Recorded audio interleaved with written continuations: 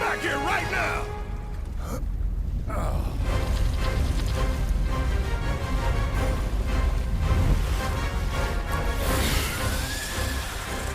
It disguised itself as an island. Gee, I hadn't noticed. Focus. It's hard to believe that it's been almost 4 years since Final Fantasy VII Remake was released. A game some fans had wanted for decades, it was more than worth the wait. Though the ending proved divisive, as it effectively declared that the continuation of the story had plans far beyond being a simple retelling of the original story. And we're finally about to find out what those plans are, with Final Fantasy VII Rebirth's launch just around the corner. We actually got to play a couple of hours of the game at a recent preview event, so heads up that this video contains brand new footage from early on in Rebirth, as well as mild spoilers for the original game. Enjoy!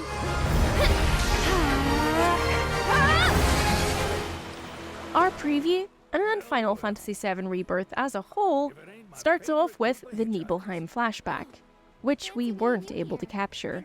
This section, in case you need reminding or you never played the original, has you playing as 16-year-old Cloud, or does it? Freshly recruited to Soldier First Class and working alongside hero Sephiroth. They're dispatched to Cloud's hometown of Nibelheim to investigate a malfunctioning Mako reactor. And it all kind of goes downhill from there. Rebirth sticks very closely to the original story beats, and it's amazing to see how many locations look exactly like their original imaginings, with just an extra bit of polish. Shinra Mansion in particular, we cannot wait to return to later. Small things have been adjusted or added. Cloud rummaging through Tifa's underwear drawer will not be well received by Tifa or Aerith and results in them firmly admonishing him, while characters like Zangan get a little more of an introduction. It's an exciting opener, as told by Cloud to the party in the current day at the inn in Kalm. Once we pick up the main story again the next morning, things open up significantly. Final Fantasy VII Rebirth essentially continues with the gameplay mechanics laid out in Remake, but then elaborates on those by layering a bunch of new systems and options on top of that initial framework. With your team of allies growing as Red 13 officially joins the adventure, party dynamics are more important than ever. As your individual characters level up, now so too can your party. Overcoming challenges, helping people in need, and exploring the world deepens your party's bonds, adding to your party level. As this increases, your characters will have more skills and abilities available in their folios. Where the hell have you two been? On a date, kind of. What? Well, that was the last one. At least till things calm down.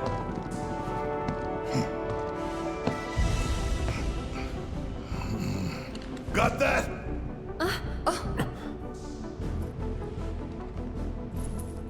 Now, let's move! Separate to party level is Cloud's relationship status with each individual character. Just like in the original game, his actions affect relationships with Cloud's allies, and the strength of these relationships can alter portions of the story. It seems like basically a more conspicuous version of the love triangle mechanics of the original game, with perhaps some extras added on top. You can press L1 to view a party member's feelings towards Cloud, as indicated by a varying smiley face emoji above their head. It was one of my favorites. The light blue one? Kalm is a much bigger location this time around, with lots of shops, live music, and new characters like Rodin, the innkeeper. One of the first things you'll do once the story kicks off in Chapter 2 is receive a starter deck for Queen's Blood, a new card game to challenge NPCs to in-game for rewards. You can find other players around the world to challenge, marked by a particular icon over their heads. Win against them and you'll receive more cards to add to your collection, though you can apparently also buy booster packs from shops in-game, as well as opportunities to fight other opponents in other towns as the story progresses. You can also build and edit decks from the main menu. The tutorial for Queen's Blood seems fairly simple, but it's the kind of game that you can tell will grow with complexity as you build your deck and find new challengers out in the world. Each player takes turns placing a card on the board in one of the 3 lanes that span from left to right. Cards feature creatures and characters from the FF7 universe, so the starter deck includes lowly figures like Shinra Riot Troopers and Security Officers, Grassland Wolves, and Leprechauns, as well as a Gargantuar. A card's power is shown in its upper right-hand corner, and placing it on the board adds this power to your lane total. Placing a card will also open up new spaces you can move to on the board, shown with emerald pawns. The spaces a card will add to the board are shown at the bottom of it in yellow squares. Placing a card so that its yellow squares overlap with another pawn already in position on the board will raise that position's rank. A card's rank is shown at the top left of the card, and cards can only be placed on positions equal to or higher than their rank. So, to play more powerful cards, you'll need to be thinking ahead and raising the rank of your positions on the board. Cards that overlap an enemy's position will claim it as yours, but it won't raise the rank any higher. And some cards also have abilities, like raising the power rank of allied cards they're adjacent to. So it's another layer of complexity and strategy to utilize and keep an eye out for. As soon as both players have no cards left to play and both pass on a turn, the game ends. Only the player with the higher power in their lane has that power added to their score. So after calculating the winner for each lane and adding their lane scores up, the player with the highest total score wins. It's all pretty simple to pick up, and we're looking forward to seeing how it evolves. Sold out? Kalm also introduces Magnata Books, a bookstore chain with locations and automats across the world used to augment your party's folios. That is, spend skill points to increase each character's stats or teach them new abilities, including synergy abilities. Customizing folios is basically a sphere grid style upgrade system, where SP unlocks progression along each character's upgrade path. Just like in FFX's sphere grid, it seems like it'll be a fairly linear path, with small offshoots mostly only determining the order you unlock new abilities and upgrades in, depending on your playstyle.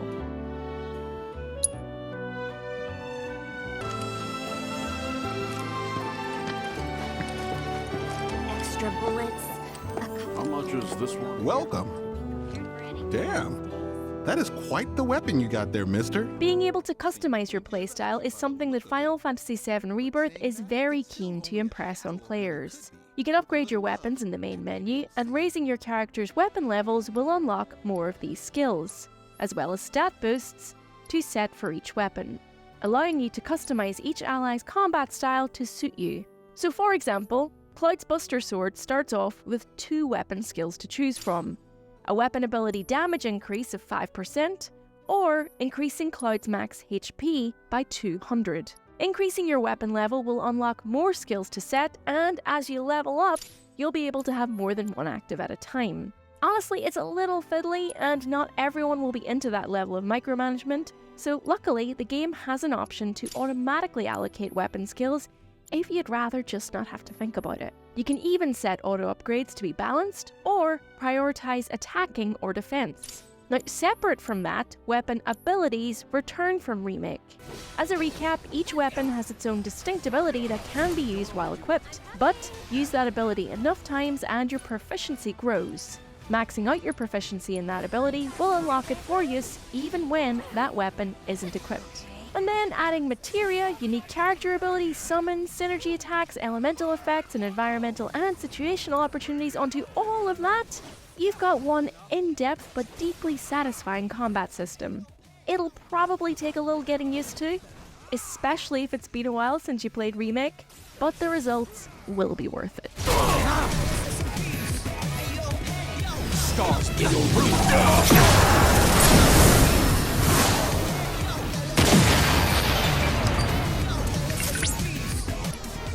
A quick explainer on synergy attacks actually.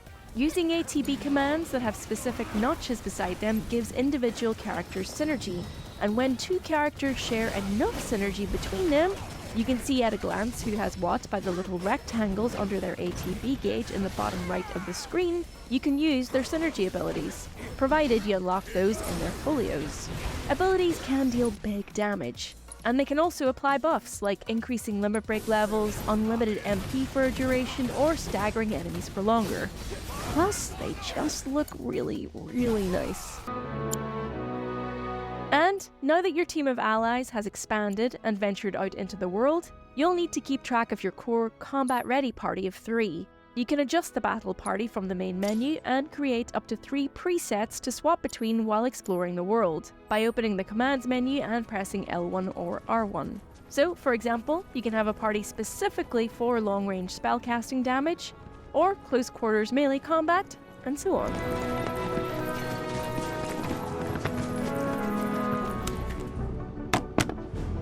It's a transmuter. Converts raw materials into more practical items. A Republic antique, but it still works.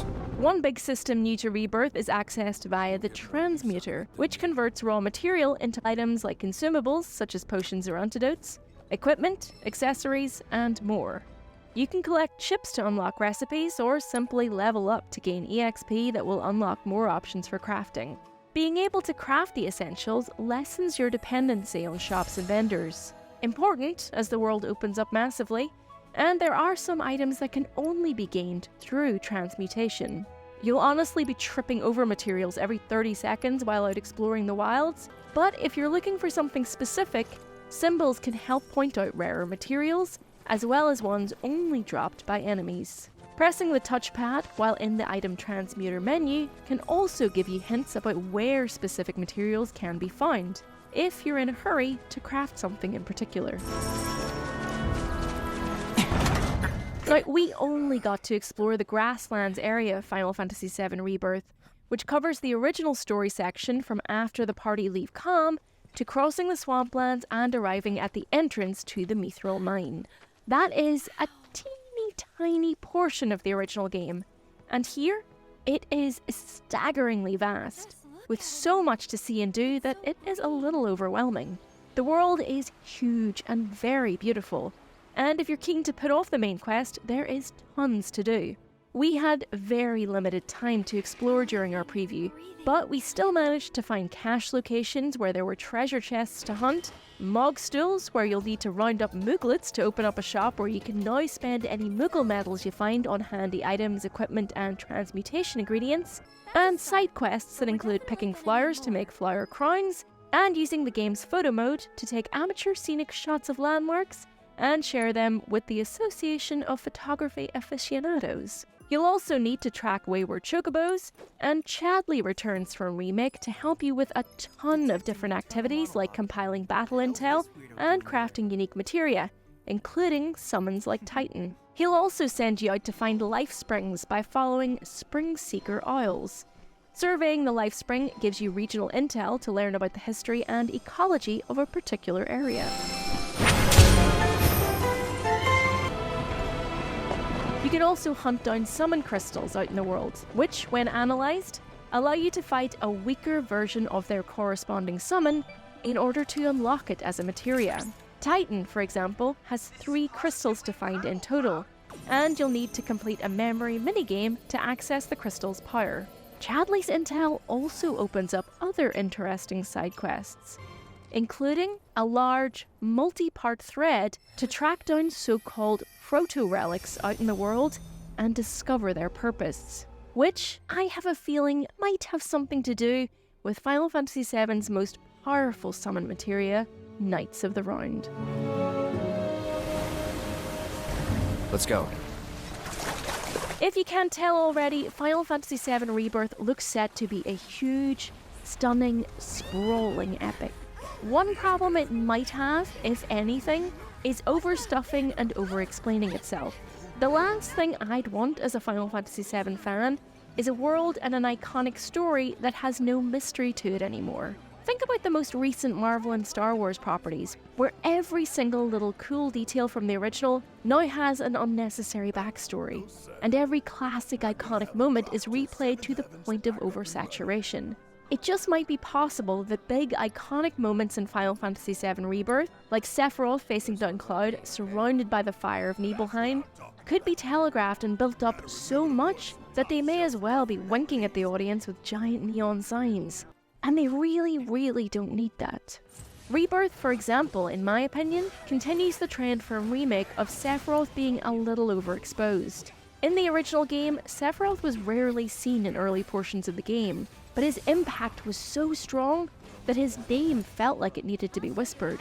And you'd still see how terrifying his power could be. Your party was severely outmatched by the original Midgardsormr, so much so that you were strongly advised to find chocobos to avoid getting into a fight with it at all. But as soon as you bypassed the swamp, you'd see the great serpent impaled on a tree, as Cloud incredulously asks whether Sephiroth did that. Red 13 would comment that it's a power they should respect, and even Barrett concedes that Sephiroth is pretty strong. The gruesome sight of the snake brutally impaled while thunder rolls overhead was such a striking image. It's one of the key moments for me that sets up how powerful an adversary Sephiroth really was. In Rebirth, you find the chocobos, you move through the swamplands, but then you end up fighting the Midgardsormr anyway, here called the Midgardsormr. And though you eventually beat it, it revives and drags Cloud into the water with it. It's about to end Cloud for good, until Sephiroth appears and for some reason rescues Cloud, striking the snake out of the water in such a way that it lands and is impaled on the tree, much like in the original. Look, your mileage may vary and that's totally fine, but for me, that's not really as powerful a message as it was in the original.